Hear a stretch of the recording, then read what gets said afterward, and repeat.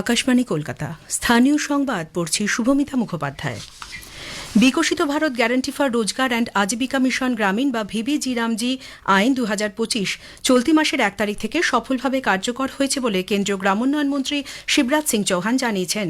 Video কনফারেন্সের মাধ্যমে আজ শ্রী সিং এই প্রকল্পের আওতায় বিভিন্ন রাজ্যের জন্য 25,000 কোটি টাকার সহায়তা অনুমোদন করেছেন। ভারত কিশোরী শ্যামাপ্রসাদ মুখোপাধ্যায়ের 125তম জন্মজয়ন্তী পালন অনুষ্ঠানে যোগ দিতে কেন্দ্রীয় স্বরাষ্ট্রমন্ত্রী অমিত শাহ আগামীকাল রাজ্যে আসছেন। সরকারি সূত্রে জানা গেছে, দুপুরে কলকাতা পৌঁছে তিনি ভবানীপুরে শ্যামাপ্রসাদের পৈতৃক বাসভবনে তাঁর প্রতি শ্রদ্ধা জানাবেন। এরপর শ্যামাপ্রসাদ মুখোপাধ্যায়ের 125 ফুট মূর্তি নির্মাণের জন্য ভূমিপুজো অনুষ্ঠানে যোগ দেবেন তিনি। বিশ্ব বাংলা মেলা প্রাঙ্গণে রাজ্য স্তরের একটি অনুষ্ঠানে কেন্দ্রীয় স্বরাষ্ট্রমন্ত্রীর যোগ দেবার কথা। রাজ্য বিজেপি সভাপতি শ্রমিক ভট্টাচার্য জানিয়েছেন, শ্যামাপ্রসাদ মুখোপাধ্যায়ের মাটিতে বিজেপি এই প্রথম সরকার গঠন করেছে, তাই এই জন্মদিন পালন নিঃসন্দেহে ঐতিহাসিক। রাজ্যে পুনরায় প্রধানমন্ত্রী জনবিকাশ কর্মসূচি চালু হতে চলেছে।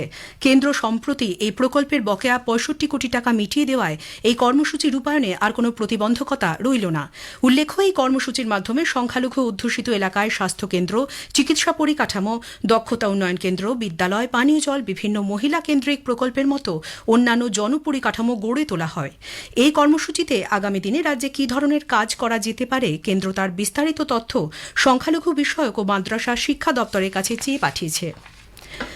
রাজ্যপাল আর.এন. রবি বলেছেন, একটা দেশের ও জাতির সামগ্রিক উন্নতিতে মানুষের কাছে সঠিক তথ্য পরিবেশন করা সাংবাদিকদের প্রধান শর্ত। সাংবাদিকতায় বিশেষ কৃতিত্বের জন্য নারদ সম্মান প্রদান অনুষ্ঠানে অংশ নিয়ে রাজ্যপাল আজ বলেন, প্রাচীন ভারতে দেবর্ষী নারদ জনসংযোগের যে সূচনা করেছিলেন সেটিই ছিল প্রথম পথ। Truth is not something that you can say absolute. Absolutely spiritual. When you're talking about truth is Sanatana Satya. That's not that. When you are reporting something, you are not talking about Sanatana Satya. You are reporting about certain development which might not have happened or which could have happened in a manner that is not being reported. The litmus test or acid test, I think, should be whether what I am reporting, is it in the interest of my nation or not. বিশ্ব সংবাদ কেন্দ্র দক্ষিণবঙ্গের তরফে 5 জন বরিষ্ঠ সাংবাদিক রথীন্দ্রমোহন বন্দ্যোপাধ্যায়, বিজয় আঢ্য, ভজনলাল গঙ্গোপাধ্যায়, রবীন্দ্রনাথ দত্ত এবং রঞ্জিত রায়কে জীবনকৃতি পুরস্কারে সম্মানিত করা হয়। এছাড়াও আরও 12 জন সাংবাদিককে নারদ সম্মান 2026 সম্মান জানানো হয়। অনুষ্ঠানে উপস্থিত ছিলেন মন্ত্রী কল্যাণ চক্রবর্তী। E20 ইথানল ব্যবহারে গাড়ির ইঞ্জিনে কোনো প্রতিকূল প্রভাব পড়ে না বলে ইন্ডিয়ান অয়েল ডিলার্স ফোরাম দাবি করেছে। গতকাল কলকাতায় পেট্রোলে E20 ইথানলের ব্যবহার এবং যানবাহনের ওপর এর প্রভাব সম্পর্কে ভুল তথ্য ছড়ানোর বিরুদ্ধে একটি সাংবাদিক বৈঠকে ফোরামের রাজ্য সচিব কুশল বাজোরিয়া একথা জানান। তিনি বলেন, এই জ্বালানি অত্যন্ত নিরাপদ এবং অনেক পরীক্ষা নিরীক্ষার পর বাজারে আনা হয়েছে। দক্ষিণ 24 পরগনার বারুইপুরের ধবধবি 2 গ্রাম পঞ্চায়েতের সূর্যপুর হাট এলাকায় বছর 12 এক নাবালিকার মৃত্যু ঘিরে চাঞ্চল্য ছড়িয়েছে। খাবার কেনার কথা বলে গতকাল বিকেলে বাড়ি থেকে বেরিয়ে সে নিখোঁজ হয়ে যায়। একটি পুকুর থেকে আজ সকালে তার দেহ উদ্ধার করা হয়। পরিবারের অভিযোগ, 4 ব্যক্তি ওই নাবালিকাকে অপহরণ করে ধর্ষণের পর খুন করেছে। ঘটনার প্রতিবাদে ক্ষুব্ধ এলাকাবাসী ও পরিবারের সদস্যরা দেহ আটকে রেখে রাস্তা অবরোধ করেন এবং অভিযুক্তদের দ্রুত গ্রেফতার ও কঠোর শাস্তির দাবি জানান। পুলিশ ঘটনার তদন্ত শুরু করেছে। ঝাড়খণ্ড থেকে অস্ত্র এনে সরবরাহের আগেই মুর্শিদাবাদের লালগোলা থানার পুলিশের হাতে পাচার চক্রের 2 সদস্য গ্রেপ্তার হয়েছে। লালগোলা থানার আমতলা মোড়ে গতকাল ভোররাতে অভিযান চালিয়ে পুলিশ তাদের গ্রেপ্তার করে। ধৃতদের কাছ থেকে 3টি 7mm পিস্তল, 21টি কার্তুজ এবং 6টি ম্যাগাজিন পুলিশ উদ্ধার করেছে। পুলিশ জানিয়েছে, ধৃত আসাদুল শেখের বাড়ি মুর্শিদাবাদের সাগরপাড়া থানার পূর্ব কাজীপাড়া গ্রামে এবং মুকশেদুল হাসান থাকে ইসলামপুর থানার ডাঙ্গাপাড়া ফিরোজপুর এলাকায়। লালবাগ মহকুমা আদালতে গতকাল তাদের তোলা হলে বিচারক 5 দিনের পুলিশি হেফাজতে রাখার নির্দেশ দেন। নদিয়ার কৃষ্ণনগরে জগৎ বিখ্যাত ঘূর্ণির মাটির ও পোড়ামাটির পুতুল পেয়েছে জিওগ্রাফিক্যাল ইন্ডিকেশন জিআই স্বীকৃতি। এই স্বীকৃতিতে উচ্ছ্বসিত ঘূর্ণির মৃৎশিল্পীরা। জাতীয় পুরস্কারপ্রাপ্ত মৃৎশিল্পী সুবীর পাল জানান, জিআই স্বীকৃতি ব্যবসার নতুন দিগন্ত খুলে দেবে এবং নতুন প্রজন্মকে এই ঐতিহ্যবাহী শিল্পে আকৃষ্ট করবে। নিম্নচাপের প্রভাবে রাজ্যের উপকূলবর্তী পূর্ব মেদিনীপুর, দক্ষিণ 24 পরগনা জেলায় ভারী বৃষ্টির পূর্বাভাস দিয়েছে আবহাওয়া দপ্তর। আজ 2 মেদিনীপুর, ঝাড়গ্রাম এবং পুরুলিয়া জেলায় ভারী থেকে অতি ভারী বৃষ্টির সতর্কতা দেওয়া হয়েছে। কলকাতা ও পার্শ্ববর্তী এলাকাতেও বেশ কয়েক পশলা ভারী বৃষ্টির সম্ভাবনা রয়েছে। উত্তরবঙ্গে আগামীকাল থেকে আবার বৃষ্টির পরিমাণ বাড়বে বলেও আলিপুর আবহাওয়া দপ্তর জানিয়েছে। নিম্নচাপের জেরে উত্তাল সমুদ্রের চড়ায় আটকে পড়া একটি ট্রলার থেকে 7 মৎস্যজীবীকে নিরাপদে উদ্ধার করেছে দক্ষিণ চব্বিশ পরগনার ফ্রেজারগঞ্জ কোস্টাল থানার পুলিশ। গতকাল তাদের মৎস্যবন্দরে ফিরিয়ে আনা হয়। জানা গেছে এফবি মা কালী নামে ট্রলারটি ফ্রেজারগঞ্জের লাটিমে চরের কাছে চড়াতে আটকে পড়ে। খবর পেয়ে সেখানে পৌঁছয় কোস্টাল থানার পুলিশ। স্থানীয় সংবাদ শেষ হল। আকাশবাণী খবর পড়ছি সৃজিত মুখোপাধ্যায়। প্রথমে বিশেষ খবর। প্রধানমন্ত্রী নরেন্দ্র মোদী আগামীকাল ইন্দোনেশিয়া সফর শুরু করবেন।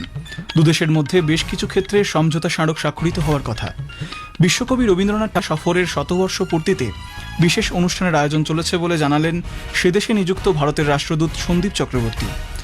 প্রাকৃতিক গ্যাস সরবরাহে আপৎকালীন বিধিনিষেধ প্রত্যাহার করেছে কেন্দ্রীয় সরকার।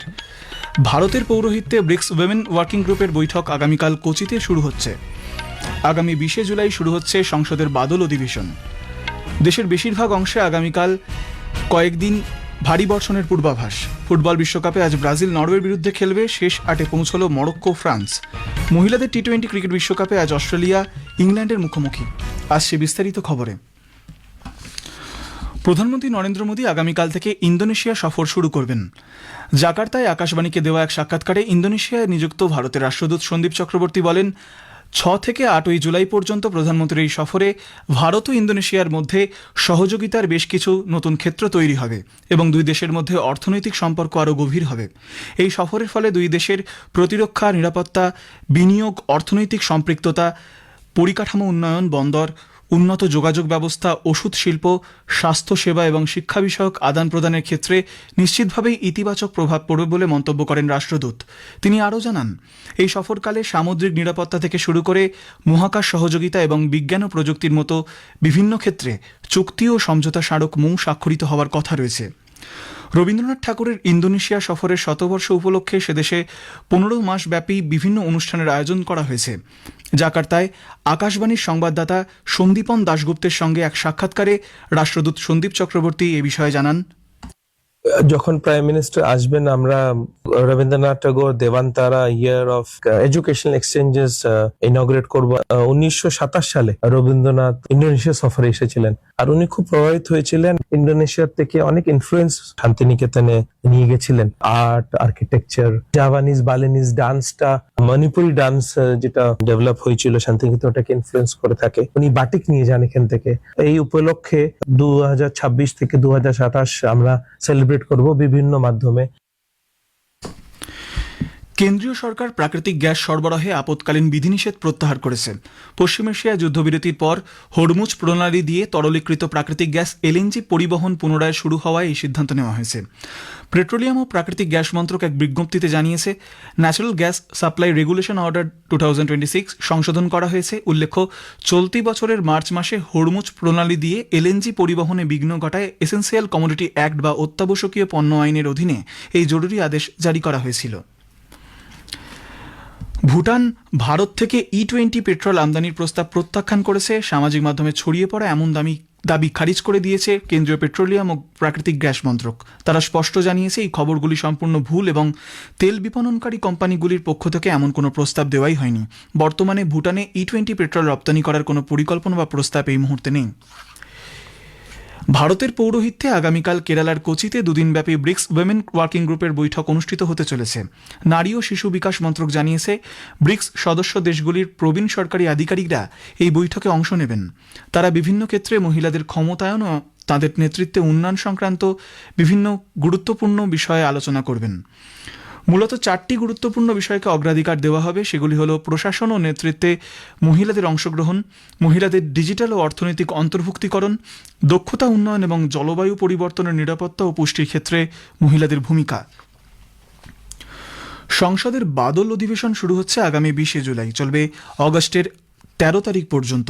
সংসদ বিষয়ক মন্ত্রী কিরণ রিজিজু গতকাল জানিয়েছেন, এই অধিবেশনে জাতীয় গুরুত্ব সম্পন্ন বিষয়গুলির ওপর অর্থবহ বিতর্ক, আলোচনা ও সিদ্ধান্তের ওপর বিশেষ গুরুত্ব দেওয়া হবে। সমাজ মাধ্যম ইনস্টাগ্রামে শিশুদের যৌন শোষণ ও নিগ্রহ সংক্রান্ত বিষয়বস্তু থাকা সব ধরনের বিজ্ঞাপন অবিলম্বে বন্ধের বিষয়ে সরকার মেটাকে কঠোর নির্দেশ দিয়েছে। বৈদ্যুতিন ও তথ্য প্রযুক্তি মন্ত্রক মেটার কাছে 7 দিনের মধ্যে এ বিষয়ে বিস্তারিত ব্যাখ্যা তলব করেছে। প্ল্যাটফর্মটি ভারতের ইন্টারমিডিয়ারি সেফটি গাইডলাইন্স বা মধ্যস্থতাকারী সংক্রান্ত নিরাপত্তা নির্দেশিকা মেনে চলছে কিনা সরকার তা খতিয়ে দেখছে। ভারতের ডিজিটাল আইন অনুযায়ী পর্নোগ্রাফি বা শিশু যৌন নিগ্রহ সংক্রান্ত বিষয়বস্তু ছড়িয়ে দেওয়া একটি ফৌজদারি অপরাধ। বিকশিত ভারত গ্যারেন্টি ফর রোজগার অ্যান্ড আজীবিকা মিশন গ্রামীণ ভিভিজি রামজি আইন 2025 চলতি মাসের 1 জুলাই সফলভাবে কার্যকর হয়েছে বলে কেন্দ্রীয় গ্রামোন্নয়ন মন্ত্রী শিবরাজ সিং চৌহান জানিয়েছেন। ভিডিও কনফারেন্সের মাধ্যমে আজ শ্রী সিং এই প্রকল্পের আওতায় বিভিন্ন রাজ্যের জন্য 25,000 কোটি টাকার সহায়তা অনুমোদন করেছেন। খবর শুনছেন আকাশবাণী থেকে। ভারতের আবহাওয়া দপ্তর আইএমডি জানিয়েছে আগামী কয়েকদিন ধরে দেশের বিস্তীর্ণ অঞ্চলে মৌসুমী বায়ুজনিত ভারী বৃষ্টি অব্যাহত থাকবে। আইএমডির মতে উত্তর পশ্চিম বঙ্গোপসাগরে সৃষ্ট একটি সুস্পষ্ট নিম্নচাপ বলয়ের প্রভাবে আগামী 4 থেকে 5 দিন মধ্য ভারত জুড়ে মৌসুমী বায়ু সক্রিয় থাকার সম্ভাবনা রয়েছে। মহারাষ্ট্রের মুম্বাই ও সংলগ্ন এলাকায় অবিরাম বৃষ্টির ফলে জলমগ্ন পরিস্থিতি, যানজট এবং লোকাল ট্রেন পরিষেবায় বিঘ্ন ঘটেছে। আইএমডি রেড অ্যালার্ট বা সর্বোচ্চ সতর্কবার্তা জারি করার পর Brihanmumbai municipal corporation BMC school ও কলেজগুলিতে ছুটি ঘোষণা করেছে। মহারাষ্ট্র, ওড়িশা, পশ্চিমবঙ্গ এবং কেরালার কিছু অংশের জন্য রেড অ্যালার্ট জারি করা হয়েছে। বঙ্গোপসাগরে সৃষ্ট নিম্নচাপ আরও শক্তিশালী হয়ে ব্যাপক ভারী বৃষ্টিপাত ও উত্তাল সমুদ্র পরিস্থিতি তৈরি করতে পারে, এই আশঙ্কায় ওড়িশা ও পশ্চিমবঙ্গকে সতর্ক করা হয়েছে। সরকার পেঁয়াজ সংগ্রহের মূল্য 13% বৃদ্ধি করেছে। এর ফলে প্রতি কুইন্টাল পেঁয়াজের ক্রয় মূল্য 1,875 টাকা থেকে বেড়ে 2,125 টাকা হয়েছে। উপভোক্তা বিষয়ক, খাদ্য ও গণবন্টন মন্ত্রক জানিয়েছে এই সংশোধিত ক্রয় মূল্য পেঁয়াজ চাষিদের জন্য ভালো আয়ের নিশ্চয়তা দেবে এবং একই সঙ্গে মজুদ গড়ে তোলার প্রক্রিয়াকে সহায়তা করবে। মূল্য স্থিতিশীল করার জন্য national agricultural cooperative marketing federation of India limited NAFED এবং national cooperative consumers federation of India limited NCCF এর মাধ্যমে পেঁয়াজ সংগ্রহের কাজ চলেছে। শ্যামাপ্রসাদ মুখোপাধ্যায়ের 125তম জন্মজয়ন্তী পালন অনুষ্ঠানে যোগ দিতে কেন্দ্রীয় স্বরাষ্ট্রমন্ত্রী অমিত শাহ আগামীকাল রাজ্যে আসছেন। সরকারি সূত্রে জানা গেছে দুপুরে কলকাতা পৌঁছে তিনি ভবানীপুরে শ্যামাপ্রসাদের পৈতৃক বাসভবনে তাঁর প্রতি শ্রদ্ধা জানাবেন। এরপর শ্যামাপ্রসাদ মুখোপাধ্যায়ের 125 ফুট মূর্তি নির্মাণের জন্য ভূমি পুজো অনুষ্ঠানে যোগ দেবেন তিনি। বিশ্ববাংলা মেলা প্রাঙ্গণে রাজ্য স্তরের একটি অনুষ্ঠানে কেন্দ্রীয় স্বরাষ্ট্রমন্ত্রীর যোগ দেওয়ার কথা রয়েছে। ছত্তিশগড়ের প্রখ্যাত পাণ্ডবানী শিল্পী ও পদ্মবিভূষণ তিজনবাই প্রয়াত। তিনি দীর্ঘদিন ধরে অসুস্থ অবস্থায় এইমস রায়পুরে চিকিৎসাধীন ছিলেন। আজ ভোর 3:15 নাগাদ তিনি শেষ নিঃশ্বাস ত্যাগ করেন। তার প্রয়াণে রাষ্ট্রপতি দ্রৌপদী মুর্মু, প্রধানমন্ত্রী নরেন্দ্র মোদী এবং উপরাষ্ট্রপতি সিপি রাধাকৃষ্ণন শোক প্রকাশ করেছেন। বিশ্বকাপ ফুটবলে আজ রাতে 5 বারের বিশ্ব চ্যাম্পিয়ন ব্রাজিল নরওয়ের বিরুদ্ধে খেলবে। নিউ জার্সি স্টেডিয়ামে খেলা শুরু হবে ভারতীয় সময় রাত 1:30টায়।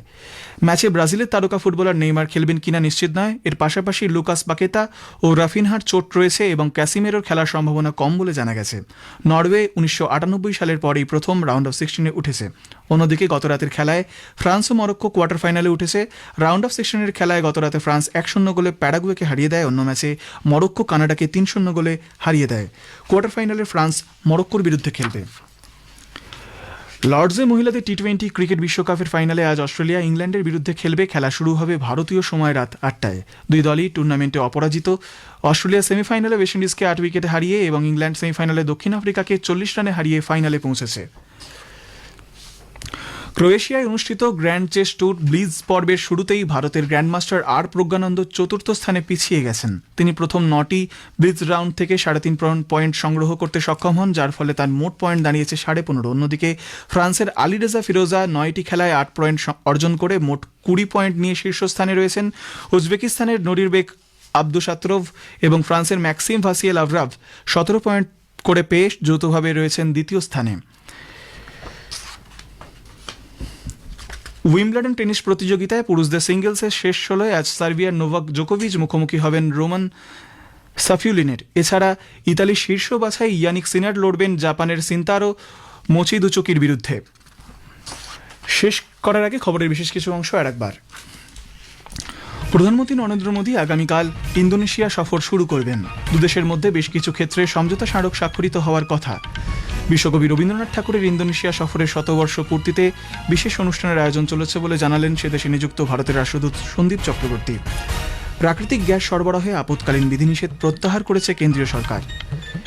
এই খবর এখনকার মতো এ পর্যন্তই।